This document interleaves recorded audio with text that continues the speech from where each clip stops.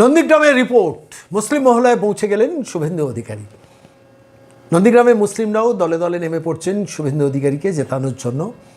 সেখানে দেওয়াল লিখছেন, সেখানে পোস্টার লাগানোর ব্যবস্থা করছেন, পতাকা টাঙাচ্ছেন, ব্যানার টাঙাচ্ছেন এবং স্বাভাবিকভাবে তৃণমূল রুষ্ট এবং তৃণমূল তাদের সামাজিক বয়কট করানোর জন্য একটি নির্দিষ্ট কমিউনিটিকে দিয়ে চেষ্টা করছেন।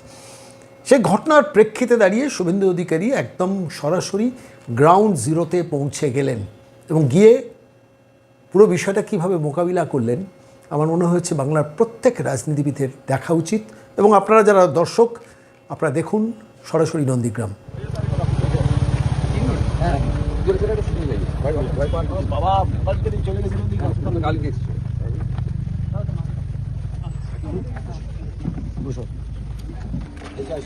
তিনটে মহল্লা সবাই দেখিয়ে আর গ্রামের অনেক ছেলে আমাদের হ্যারেস করেছে, পুরো সব জিনিস থেকে বয়কট করেছে। আমি রেকর্ডিংও করেছি, আমি সহজ করে বলি রেকর্ডিং করেছি, কি করার আছে করে নেই।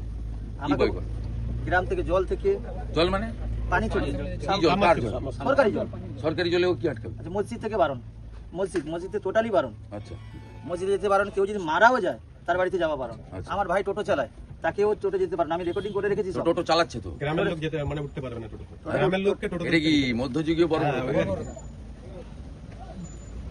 এটা কি মধ্যযুগীয় বর্বরতা? হিন্দুরা তৃণমূল করে না? হিন্দুরা কি তৃণমূল করে না? তার সঙ্গে এটা মুসলমানরা বিজেপি করতে পারবে না? ছেলেরা আক্রান্ত হয়ে আছে, আমাদের ছেলেরা জল আনতে না না, আক্রান্ত হওয়ার বিষয় নেই। এটা তো তোমরা জানো, মানে আমাদের আসতে বলোনি, কিন্তু আমি এসেছি।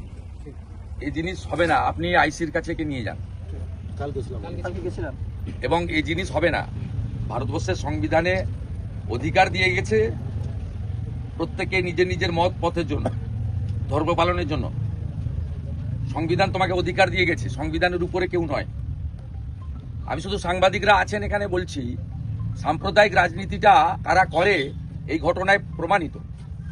এই রাকিবুল এবং তার পরিবার বিজেপি করে বলে এখানকার তৃণমূলের মাতব্বররা মহল্লাকে ব্যবহার করে জল, সাবমার্সিবল জল সরকারি টাকায়, কারো ব্যক্তির নয়, সেখানে জল নেওয়া যাবে না। তার ভাই টোটো চালায়, তার টোটোতে কোনো এখানকার গ্রামের লোক উঠবে না। তার ধর্ম পালনের জন্য তার মসজিদে তাকে নামাজে যেতে দেওয়া হবে না। তার কেটেছে কি না মুখে? আগের বারে কেটেছিল। হ্যাঁ, আগের বারে কি করেছিল দেখার দরকার নেই, এবারে কিছু হবে না। তুমি যদি চাও তোমার বাড়ির ছাদে বিজেপির পতাকা লাগিয়ে রাখবে, আমার ব্যানার লাগিয়ে রাখবে। তোমার যদি কেশাগ্র কেউ স্পর্শ করে তাহলে সাউদ্দিন সহ 11 জন এখানে 1.5 বছর জেল খেটেছে, মোহাম্মদপুরের প্রধান সহ।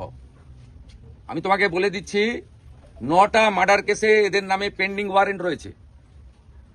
মামনি জানার মামলা কোর্টের হস্তক্ষেপে এনআইএর হাতে গেছে। আমি সাবধান করে দিয়ে যাচ্ছি, আপনারা আপনাদের কথা বলবেন, আমরা আমাদের কথা বলবো। মানুষ যে কোনো একটা গ্রহণ করবে, অন্যটা বর্জন করবে। এই জিনিস চলবে না। আমরা আমাদের কোনো মুসলিম ভাইকে আমাদের কোনো ধর্মীয় স্লোগান দিতে বলি না। তারা ভারত মাতা কি জয় বলে, মোদিজির সমস্ত উন্নয়নমূলক কাজ সবাই পেয়েছে। রেশনকে হিন্দুরা শুধু পায়, প্রধানমন্ত্রী আবাসের বাড়ি কি শুধু হিন্দুরা পেয়েছে, মুসলিমরা পায়নি? শৌচালয় থেকে পিএম কিষাণ সম্মান নিধি, এটা হতে পারে না। আমরা এবারে করতে দেবো না। 2021 সালে মুসলিম এলাকাতে ঢুকতে দেয়নি, করতে দেয়নি, কিন্তু এখানে প্রচুর মুসলিম ছেলে আছে। মাসুদের চাকরি খেয়েছে টাওয়ারে, মাসুদ মাথা নত করেনি, জেল কাটি।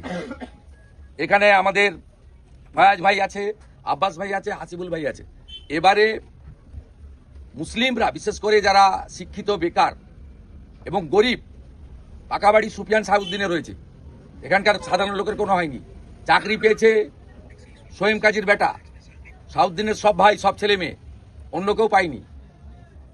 অতএব এখানে সাধারণ মুসলিমরা এবারে ভারতীয় জনতা পার্টির পক্ষে, বিশেষ করে তৃণমূলের বিরুদ্ধে। আমি রাকিবুলকে বলে গেলাম, তুমি সাহস নিয়ে চলবে। ধনঞ্জয় মন্ডল প্রেসিডেন্ট, তোমাকে দেখতে হবে। এই মন্ডলের মাইনরিটি মোর্চার সভাপতিকে ওই আপনি আছেন, আমাদের রাজু ভাই, ভালো নাম নাসির ভাই আছেন। আপনার দায়িত্ব এদেরকে প্রোটেকশন করা। সমস্ত বিজেপি সমর্থক যারা স্বেচ্ছায়, তারা প্রার্থীর ব্যানার রাখবেন বাড়িতে, বাড়ির সামনে। কে হাত দেয় দেখবো। আমাদের অফিসের কে আছে এখানে? এখানে ওই দাদা ওই থানার ভিতরে ওরা একটা পার্টি অফিস করবে বলে করেছে। আমি কালকে বলছিলাম ওই কার্যালয় করেছিলাম না নির্বাচনী কার্যালয়? শ্যামল সাহু এখানে মাঝে মাঝে আসবে, আর মেঘনাথ তো আছে, সব দেখে নিবে। মন্ডল সভাপতি যোগাযোগ রাখবে। তুমি আমাদের মুসলিম যত আমাদের মাইনরিটি মোর্চার নেতৃত্ব আছে, সকলের বাড়ির ঘরের সামনে বা গাছে সিসিটিভি লাগাও, ঠিক আছে। সিসিটিভি লাগাও, এবং চিপটা আমার অফিসে, এমএলএ অফিসে থাকবে। আমি দেখতে চাই কি কি করবে।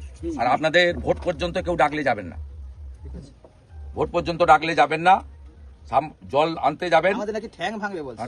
ঠ্যাং যে ভাঙবে তাকে তাকে সাউদ্দিনের মতো, হাবিবুরের মতো। আমার সাথে যে কথা আমি 1.5 বছর জেলে ছিল দেবব্রত মাইতিকে খুনে। ওদের যদি ইচ্ছা হয়েছে আবার 2-3 বছর জেল খাটার, আমার কোনো অসুবিধা নেই। এই লোকটা দেওয়াল চুনকাম করেছিল, এই লোকটা দেওয়াল চুনকাম করেছিল দেওয়াল লিখন হবে বলে।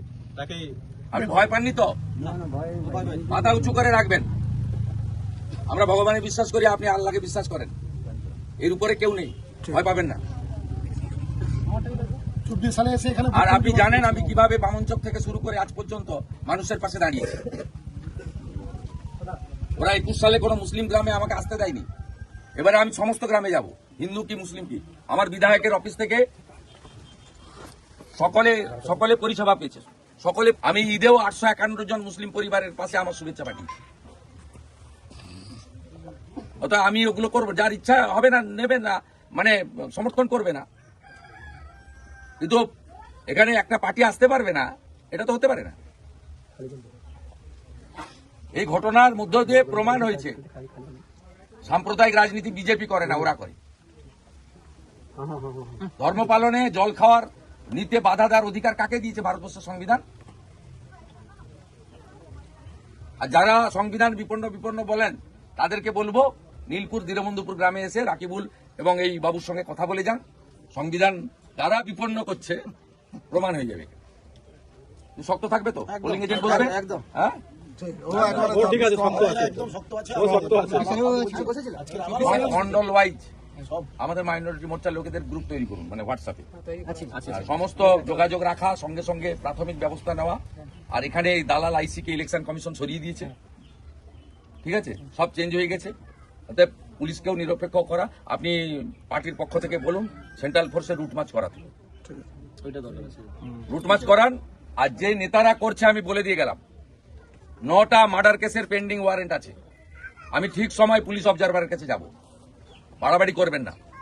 আমি পরিষ্কার বলে গেলাম, ভদ্র থাকুন। 21-এ যে নোংরামি করেছেন এবারে হবে না।